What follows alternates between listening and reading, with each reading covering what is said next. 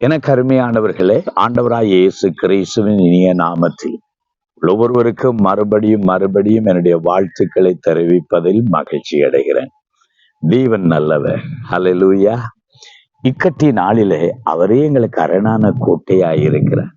தம்மை நம்புகிறவர்களை தேவன் விடுவிக்கிறவர். ஒரு நாளும் தேவனுடைய ஜனங்கள் வெட்கம் அடைவதில்லை. ஆமென்.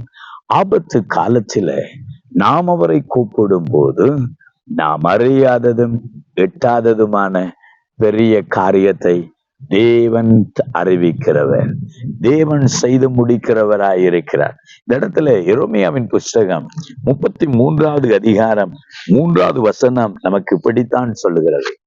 என்னை நோக்கி கூப்பிடு, என்னை நோக்கி கூப்பிடு.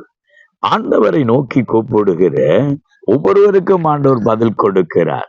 மத்தேயுவின் புத்தகத்திலே சொல்லுகிறார், காகங்களை கூட ஆண்டவர் போஷிக்கிறார்.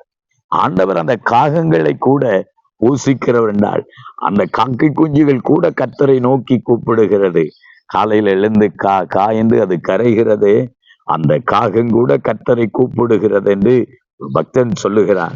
ஆகவே தேவனுடைய பிள்ளைகள் நாம் அவரை கூப்பிடும் போது நாம் அறியாதது மட்டாததுமான அங்கே காரியத்தை தேவன் செய்கிறவர். சில வேளைகளில் நீங்கள் போய்கொண்டிருக்கிற பாதைகள் அந்தகாரத்தை போல் இருக்கலாம். நீங்கள் போய்கொண்டிருக்கிற சூழ்நிலைகள் ஒரு வனாந்தரமாய் இருக்கலாம். ஆண்டவரை நோக்கி கூப்பிடுங்கள்.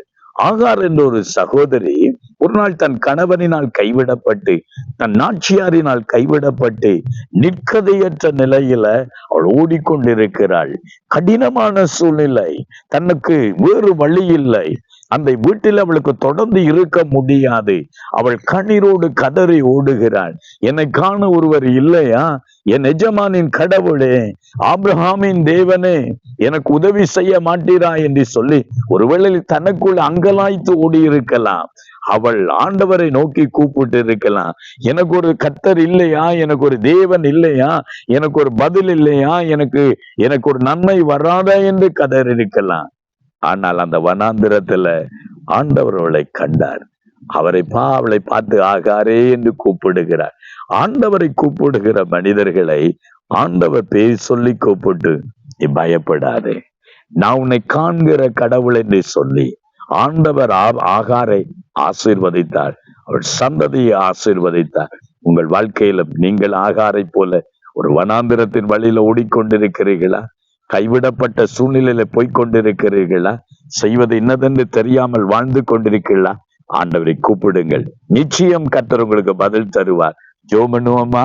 எங்களை நேசிக்கிற எங்கள் தகப்பனே, உம்முடைய பிள்ளைகள் யார் யார் வனாந்திரத்தின் வழியில செய்வது என்னன்னு தெரியாமல் ஓடிக்கொண்டிருக்கிறார்களோ, இன்றைக்கும் பிள்ளைகளின் ஜெபத்துக்கு பதில் கொடுங்க.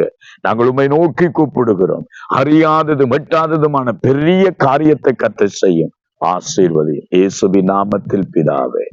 ஆமென், ஆமென். கர்த்தரை கூப்பிடுங்கள், உங்களுக்கு பதில் கொடுப்பார். நிச்சயம் உங்களுக்கு அற்புதம் செய்வார். God bless you.